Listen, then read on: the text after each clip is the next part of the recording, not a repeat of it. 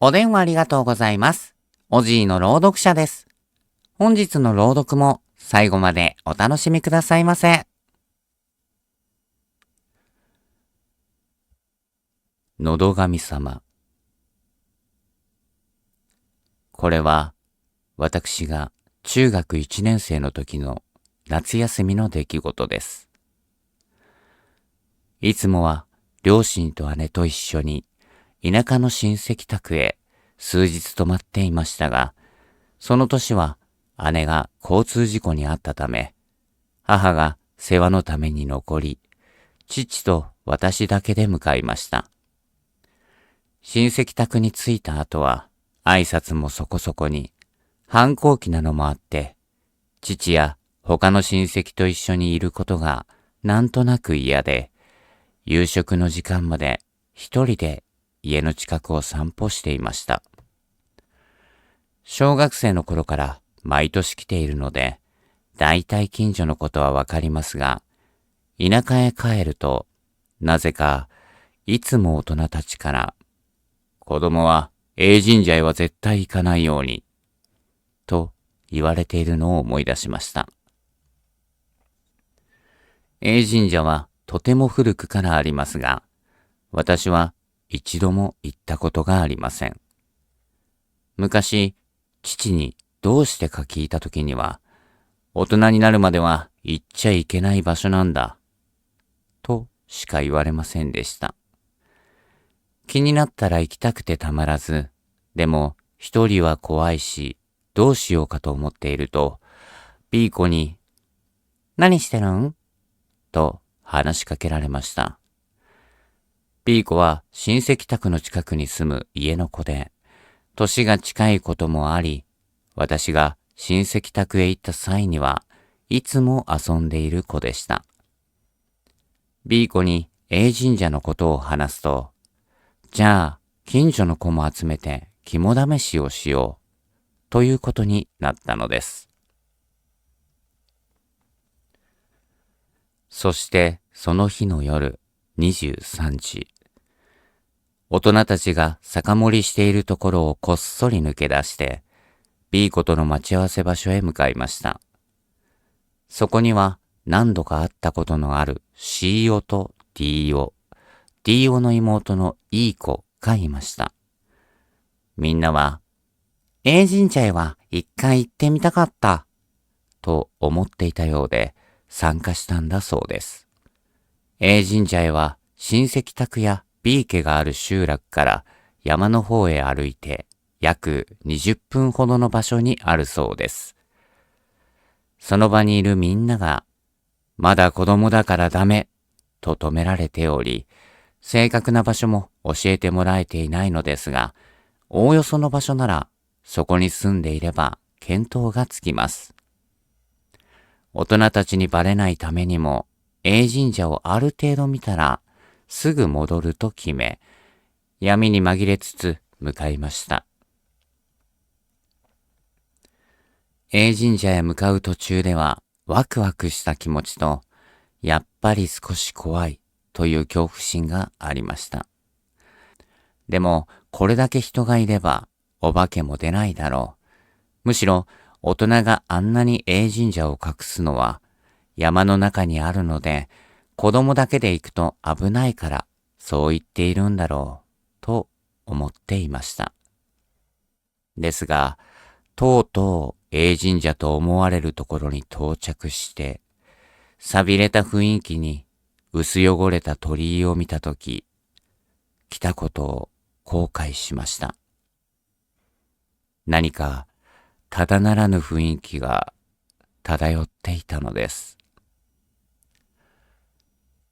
やっぱり帰ろうかと思いましたが、B 子と C オがどんどん進んでいくので、置いていくわけにもいかず、仕方なくついていきました。A 神社はすごく小さく、鳥居をくぐると2メートル先に小さい祠があります。B 子は、あれ？これだけ？と、拍子抜けしたような声を上げると、C オが、全然怖くないやん。と言い、ディーヨは、もう帰ろう。いい子も、お母さんたちに怒られちゃうよ。と言いました。私もディーヨといい子の意見に賛成しようとしたとき、なんとシーオが止める間もなく、祠の扉を開けてしまったんです。そして中を覗き込んだかと思うと、ギャーと言って口を押さえ、その場に倒れて左右にゴロゴロ転がりました。何が起きたのか全くわからないまま、シーオはしきりに、うー、うー、とうめいていて、両手で喉をガリガリ、血が出るまで引っかき始めたんです。異様な光景に残りのものは固まっていましたが、いい子が、おじいちゃん呼んでくると、今来た道を駆け出していきました。ディーヨは危ないから俺も行く、と、いい子についていったので、私と B 子は残って、シーオがそれ以上喉をかきむしらないよう手を押さえ込みました。シーオは私の2つ年下で、体も細いので、女2人でも抑えられると思ったんですが、シーオの力は異常に強く、何度も振り払われました。何十分経ったでしょう。バタバタと数人の足音がして、ディーヨといい子と、その祖父である F さんが駆けつけてきました。F さんは CO を一目見るなり、のど神様と叫び、ディーヨに、お前、村長さんとこ行って、おばあ呼んでこいと指示しました。そして私たちには、いい子も、お前も、B 子も、危ないから家帰れ。おばあがおるから大丈夫や。と、私たちにそれぞれの家へ帰るように言ったんです。CO が気になりましたが、それ以上にこの場にいるのが怖かったので、私たちは F さんの言う通りに各自家に帰りました。親戚宅へ着くと、もう話は知れ渡っていて、父に、あんだけ言ったらあかんって言われたやろ。と強く怒られました。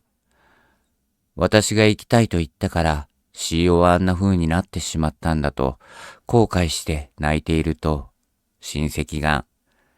俺らもちゃんと説明してなかったからな。CO は、のど神様に噛みつかれたけど、おばあがおるから大丈夫や。と、慰めてくれました。のど神様は何なのか聞いてみると、どうやら漢字では、のど神様と書くようです。のど神様の発端は、ずっと昔にこの集落で差別されていた親子がおり、とうとう食べるものもなくなり、餓死した出来事があったそうです。その時にその子供が、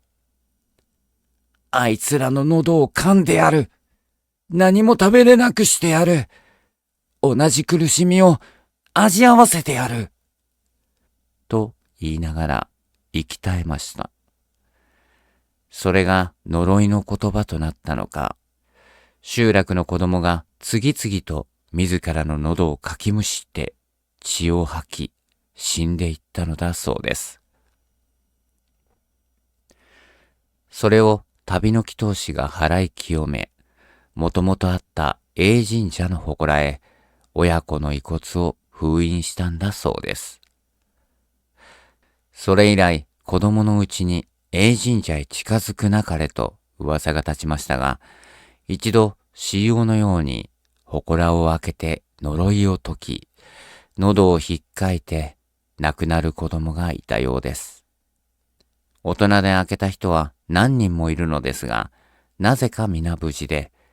子供だからゆえに呪いにかかってしまうのだろう、ということで、A 神社に子供を近づけることはタブーとなりました。そして、おばあと呼ばれる方は、のど神様を最初に封印した祈祷師さんの血筋なんだそうで、有事の際には治める役目があるのだそうです。信じられない話ではありますが、実際にあのシーオの様子を見ていると、信じずにはいられませんでした。父や親戚には、おばあが何とかしてくれるから、と言われましたが、気になって眠れず、やがて朝になりました。トントンと玄関を叩く音がするので、もしかして話に聞いたおばあかと思い、玄関扉を開くと、その通り、おばあが立っていました。そして、シーオは間に合った。もうあそこはあかんで。子供のうちは絶対開けるなよ。とだけ言って去っていきました。父から母へ連絡が行ったようで、私はその日のうちに帰ることになりました。あの日以来、大人になるまでは用心してか、田舎へ帰ってもいるのは半日だけで、すぐに父か母と共に帰るようになりました。B 子、D 子、E 子は皆勝手に A 神社へ行ったことでこっぴどく怒られたそうで、その後は他の子供も A 神社へ近寄らないようにと周囲を大人が見回りするようになりました。シーオはしばらく入院していましたが、すっかり元気になって、喉に傷一つ残っていないようです。A 神社も祠もまだあの場所にありますが、私はもうあの日以降、大人になってからも一切近寄っていません。夢ではなく、確かに現実に起こったことなんだと、今でも脳裏に焼き付いている出来事です。